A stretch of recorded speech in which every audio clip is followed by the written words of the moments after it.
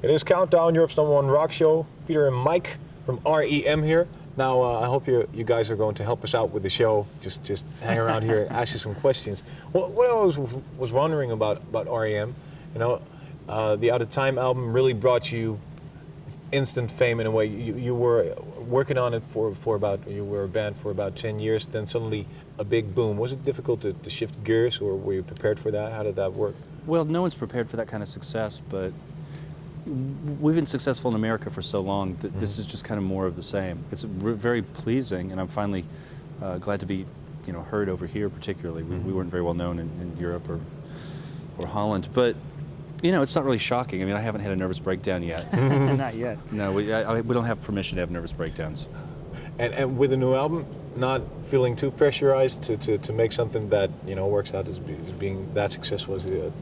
No, the only pressure we feel is to make a great record. That's what we want to do every time we go in, and maybe we did. That's a pleasant pressure. It is. It just comes from within, rather than from without. And we don't expect to sell 10 million of the next record, that's for sure. But if we do, that's fine. Okay. Okay, your album is entitled "Automatic for the People." How does anyone come up with a title like that?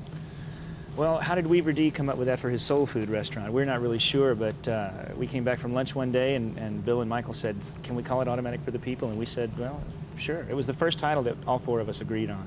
What does it have to do with a soul food restaurant then? I don't know. It's his slogan. It's automatic for the people means fast, efficient. You order something, he goes, it's automatic. So I'd come in and Mike would go, Peter, do you think you should put a guitar on this track? And I go, it's automatic. And so this is automatic for this year. Now, could you help us out with the top 10? Of course. Number 10, R.E.M., I think, with Drive. Who are those guys? I don't know, some losers. Number 9 is The Shaman with Ebenezer Good. Number 8, Felix and Don't You Want Me? Number 7 is my personal friend Lionel Richie with My Destiny. You know Lionel? No. I really don't know Lionel. Distant personal friend. Yeah, well, we're from the same country. We all know each other. That's right. Yeah. Number 6, huge in America, Boys to Men, End of the Road. Number 5, Michael Jackson, no longer huge in America with Jam. Number 4, that girl again, Madonna, This Used to Be My Playground. Number 3 is Dr. Alban, It's My Life. Singing dentist from Sweden. Is that Really? right? Yeah, he used to be a dentist. Now that is pretty great. We need more singing dentists. I'll get that record. Okay.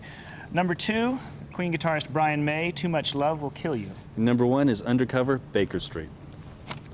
Okay, now what I'd like to know, when you drop the thing on the floor, so you have to do it by head, what's your favorite song from the top 10? Is it like I'm going to say The Singing Dentist. The Singing Dentist? It's got to be this. Any time a singing dentist. I mean, Mike and I will go miles to see a singing dentist. That's right. Okay, well, we had him on the show so many times, so I think we better put in the band on number 10, the new entry at 10. Sure, yeah, let's do that. I like that. Drive. Well, what's the name of that band?